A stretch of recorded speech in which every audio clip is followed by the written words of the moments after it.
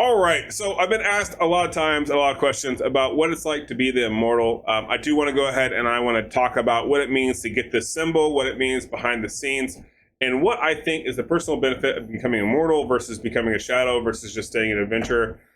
Stay tuned. Hopefully you enjoy this video, and if you do, please make sure to like and subscribe.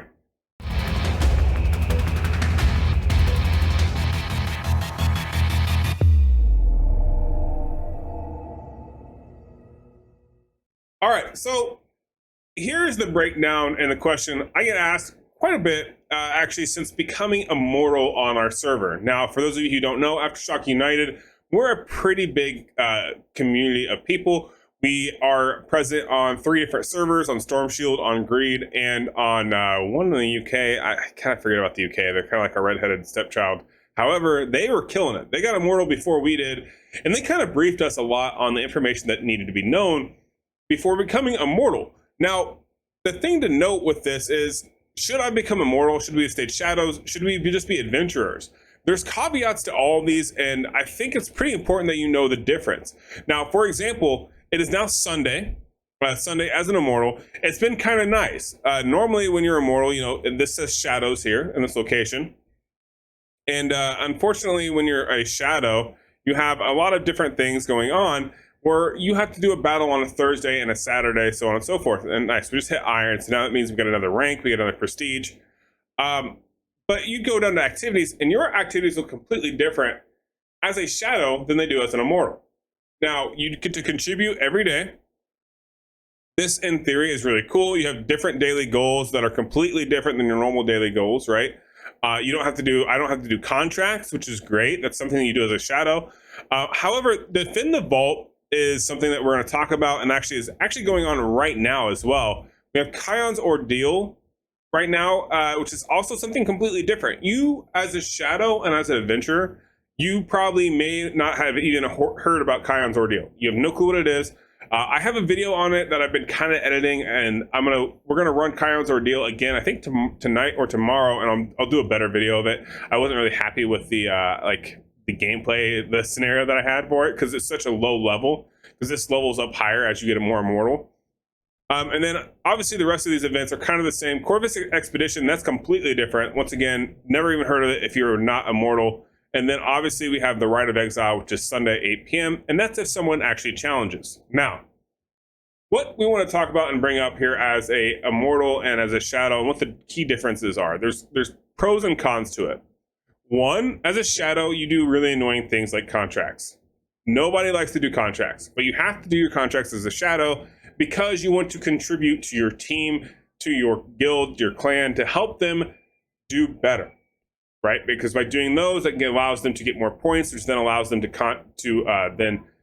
initiate a battle with the immortal to become immortal, as well as once you fail, let's say you fail a couple of times, then the more contracts you do, the more you allot the shadow points, which then gives you more damage and health increases when you are then going to go fight the immortals.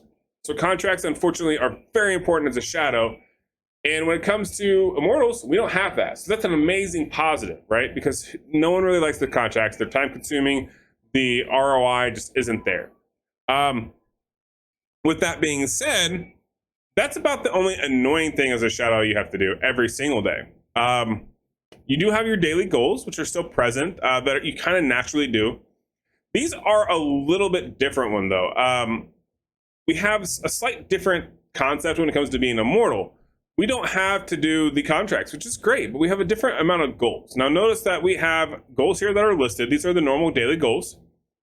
You'll notice there's points up here in the top right. What these do is this gives you your activity points here, which then goes towards leveling up your immortal. So that way you have this rain elite here. So this levels this up, which then, as you can see here, gives you more weekly rewards for legendary pieces of gear, everything else like that.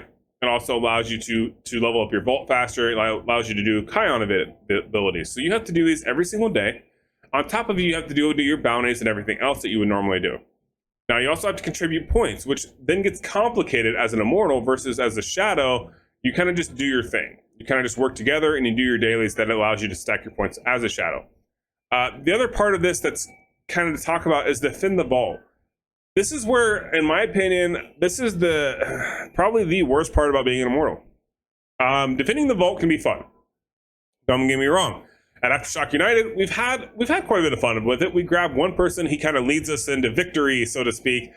He kind of leads the charge, and we say, okay, we're going to do this. So-and-so is going to hold the queue, it's going to hold the line. We're going to defend the vault. We're going to attack. We're going to attack constantly over and over again. We're going to create our groups and our clans to kind of make this work for us. And we get in line so that way we can say, okay, so-and-so, you're up. So-and-so, you're up. And we just send it, right? It works out pretty good. However, this requires a lot of cooperation. It requires a lot of collaboration because it's 3 different guilds that are immortal. On the flip side of things, if you're a shadow, all you do is you go up, you queue the vault, and you run. Sometimes you get run with scrubs. Sometimes you get to be paired up with people you want. Sometimes you get to run with your own party, and because you're trying to take immortal. The interaction in the vault is completely different, however, because from my end, I'm stuck. I am totally stuck, unfortunately. Like, I can't do anything. Like, I have to sit at the stupid vault if I'm a leader, and I have to keep clicking a button for 3 hours. So what this has done for me is I'm already a player who plays for maybe 2-3 hours a day max, especially if you saw my video with failed shot. What am I supposed to do as a player like that? Can I even, like, what is the point of defend the vault? At this point, I can't just jump in and go do it because I have to have a party. I have to form a plan with my group and with my my immortals to help out everything, right?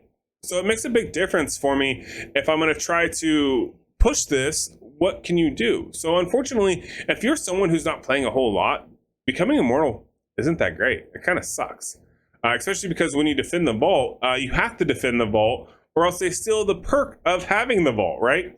So being that we are immortal and we have this vault. This is the gear that's in the vault. We can see it.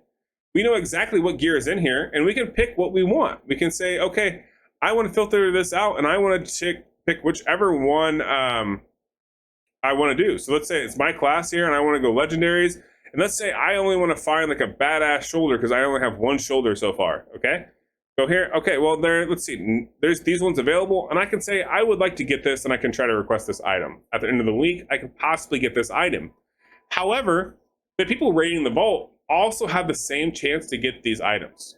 So even though we could defend this, we could do really, really, really good, doesn't mean that we're guaranteed to get everyone the same. We may end up hosed. We may not have anything, right? We may end up being like, damn, we've lost all of them. I wanted to request this piece of gear and someone else stole it.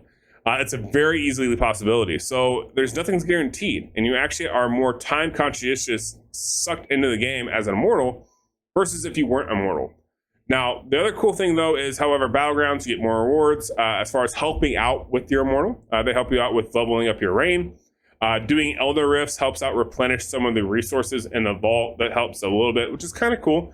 Because a lot of us in Immortal, we like to go and we like to, you know, run around, do 10 pops here and there, do random things together as a group. So that's kind of helpful. And the other thing to note is like Corvus Expedition. This was fun. This was more of a, so think of like a quiz for Diablo. This was a quiz for Diablo. And we had a lot of fun doing this because as a group, as a whole, we get to compete together for a reward. And it actually gave us some legendary gear.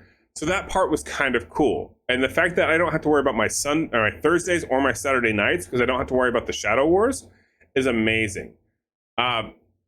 But the problem still lies defending the vault every single day, about 6 hours a day, and trying to come up with a plan to do this properly is hard. That's not what everyone thinks it is, and becoming immortal really isn't as glamorous as some would think. It's fun. I'm glad we did it, and we will continue to try to do it, because that's the objective of Diablo Immortal, is to become immortal.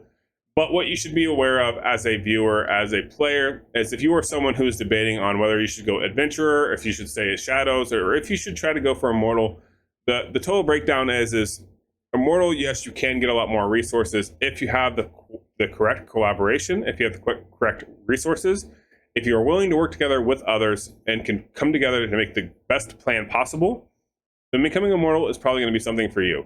If you're somebody who is a solo player, you don't play well with others, you don't have a solid guild or solid warband, you're probably not going to ever want to actually become immortal. You're going to want to stick to the shadows route just for the time being, because honestly, once you become immortal, if you don't have that collaboration, it's just not going to be worth it for you.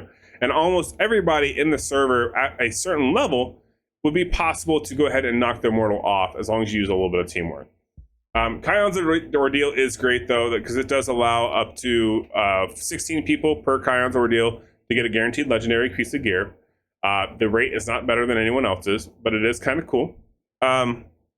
Also, one last thing to note is when you do become immortal, the first 6 hours of becoming immortal on the clan that did become immortal does get a major magic find boost, and that did help out a lot of our prime members when DM took it, because they got a massive amount of influx of legendary gear. However, that kind of pigeonholed them a little bit, because then they did class changes and now they can't replace their gear and they are stuck, which is another video we're going to come out with later, where we talk about what is the downside of doing a class change. That's going to be it for the video. I wanted to make this because I get asked a lot of questions about, hey, is becoming immortal worth it? Are you enjoying it? Are you having fun with it? And I wanted to make sure that everyone's aware of my personal stance on it and give you as much information about it, because I know a lot of people are kind of a little salty about it. They're vindictive about the whole immortal situation because they're tired of the spending in the game. And I wanted you guys to know what it means to actually spend in the game, what it means to become immortal, and what you could actually focus on and work on later if it's going to be something you technically want to do for yourself. Hope you have a good rest of your day. Peace.